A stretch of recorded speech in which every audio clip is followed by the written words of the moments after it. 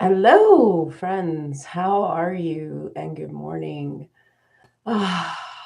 Today we're talking about love. It's my favorite. It is chakra 4, where the lower and the upper chakras get integrated, united. We have the instinctual below, very important. We have what I will call the aspirational above. Perhaps the spiritual is what they're called. And uniting it all is love. Anahata is the Sanskrit term for love. It means unstruck. Unstruck by the world, by pain, by cynicism, pure childlike love. It is a personal favorite of mine because it's ruled by Venus, and exoterically, my Western sun sign is Libra. That is ruled by Venus as well. In the esoteric, it is ruled by Uranus, which we'll get to in other series. But I think its element is air. And when I was doing my yoga training long ago, I was told love is space. And so, to really love someone is to give them space to breathe, space to be their own. And air and space, I'm getting some air, I'm getting some space. There's some similarities there. So,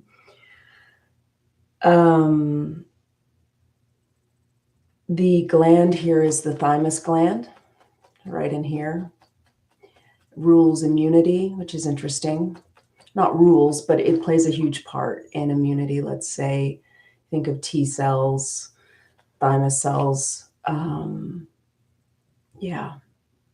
Love. I love love. Different ways to love, though. I myself love the feeling of love.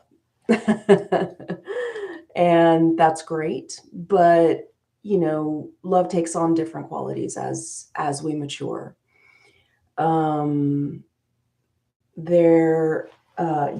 My gal right here, Anahata, she mentions, there's the Greek love, there was like 4 different Greek loves. I think it's brotherly, erotic. Brotherly is friend, erotic is lover. And then there's, I think it's storge. That is what you feel to your children. And then there's agape. And agape is love as a service. So it's more of an action maybe versus a feeling. Although, you take actions to have the feelings of love. So, but it's really what is in the highest service of the person, and sometimes that can be, different than the feeling of love. So it is devotional based. The agape piece, I think. It can also just be the feeling piece, the erotic piece, erotic beyond sexual, erotic in love. So the location is the heart. Interestingly enough, in Wheels of Life, we're up here. She talks about the outer state of things. It's gaseous in nature. Its outer form is gaseous, gas producing. And I find it really interesting. I am prone to hiccups and, burping, excuse me, lack of a better term. And a lot of that comes, like, I take in a lot of air for me. And I say this to you, if you're an air sign, sun sign or rising sign, just things for you to notice. Do you love love? You know, some my more earthbound friends are, you know, pretty practical about love. They're like, and it's in its place, but for and love as, you know, loving communication too. You know, that communication is carried on the ether, a bit of an air. You know, we'll get up there more in the fifth chakra, but its inner state is joy. You know, just love to feel that sense of joy in life, seeking that. I think a huge counterpart to this is beauty. You know, it is ruled by Venus, so finding the beauty in things, even non-traditionally beautiful things, just the state of beauty. Other body parts, so the lungs, obviously, we breathe there. It's no coincidence, I think I chose this line of work. There's a lot of breath work in what I do because it just feels so good. The arms and the hands, the heart. And the malfunctions, she's saying so beautifully, asthma, high blood pressure, heart disease, and lung disease. Eesh. You know, if this love isn't expressed, perhaps that can turn inward. Another reason that I chose the work that I do is, you know, sometimes it doesn't necessarily feel safe to express how you're feeling all the time, or you don't know how. But if you're doing breath work, you're still expressing, you know, you're expressing through your breath, you're expressing through your intention. Now, obviously, you know, you want to get communication down. You want to be able to express yourself lovingly, with boundaries. But if you feel you can't do that, you know, at this time, what can support that and get you on the road to that is this breath work.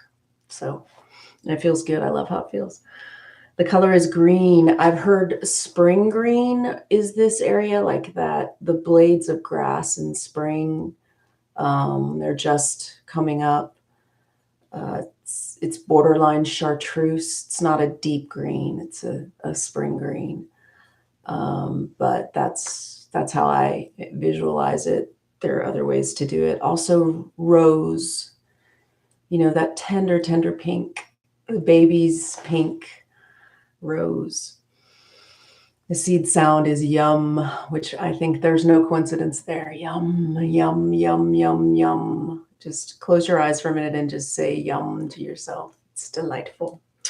The vowel sound, in the resonant sound we use to clear blockages so we can stimulate is A, as in play. So just so many good things. Anahata, anahata, anahata. Herbs or lavender, the minerals are emerald, you know, that green. So it can be an emerald green as well. The Hindu deities are Vishnu. Vishnu is the preserver, right? In the Hindu, you know, we have Brahma, Vishnu, and Shiva. And Vishnu preserves. His consort is Lakshmi. She preserves, and she's the goddess of abundance. Krishna also, Kama. And then the other pantheons, we have Aphrodite, of course. So Aphrodite, just loving the good life, right? But taken to excess, it can be problematic, right? We have to learn to balance it. And love is, in this, she talks about it, and it makes a lot of sense. You know, words, if you know, think about words associated with this chakra, it's love, air, breath, balance. You know, you're balancing the lower, the instinctual, with the upper, the spiritual. I like to call them aspirational sometimes. Relationship, affinity, unity, and healing. So good, so good. But the other pantheons, Phrygia, Pan, Eros, Isis, and Christ. And Christ is, not technically a deity. Christ is a prophet, right? But associated, Christ is a bhakti figure. Christ is devotional. Christ is love as both a feeling, but also a service to people, helping them in ways that is part of their higher good, higher path. The archangel is Raphael, and the chief operating quality, I love her so much, I love Anahata, is equilibrium. Equilibrium. So I want to share with you this. She's saying it's the end point of the spiral. Can you see that? Yes. And I love how he's holding it. Starts up here, goes down. You see the correspondences in the chakras. Let me get that closer. And it's so good. Starting up groin, then crown, then second chakra, then third eye, then navel, then throat, and landing in the heart. I've always, so that's balancing masculine, feminine, and I think Christ is such a good figure that does that as well. The heart of the feminine, because the feminine is 2, 4, and 6 chakras are feminine ones, which is about openness and play and love as a feeling, but also service-based, action-based. Christ was, taking the action of the masculine. So balance is a huge one for this guy. So just, you can do yum to yourself. If you're feeling a blockage here, just start saying a, and then yum, yum, and see. I think this is what's so great about the chakras. I think also for me, in terms of how this expresses itself in my work, is about balance, masculine, feminine, also east and west. To me, the Christ figure is very real, and very, very important. But so are the chakras. I think the East gives us the science, almost the esoteric science of unlocking these places in ourselves so that we can behave more Christ-like and with love and service. So that's just how it works for me. So Anahata, love. I'm blissing out. So let's return to balance here. But we will work with this on Thursday, and maybe we should do Friday, because Friday is Venus Day, but Thursday is Jupiter Day. So I invite you to get Anahata's book. She's genius. Or just whatever brings you into that heart center where you can also be grounded, and always just sending yourself love. This is why I do this right hand over heart, left hand over right. It just feels good. You can try it for a sec. Yay, love. I love you. I thank you for being here, and I will see you on Thursday.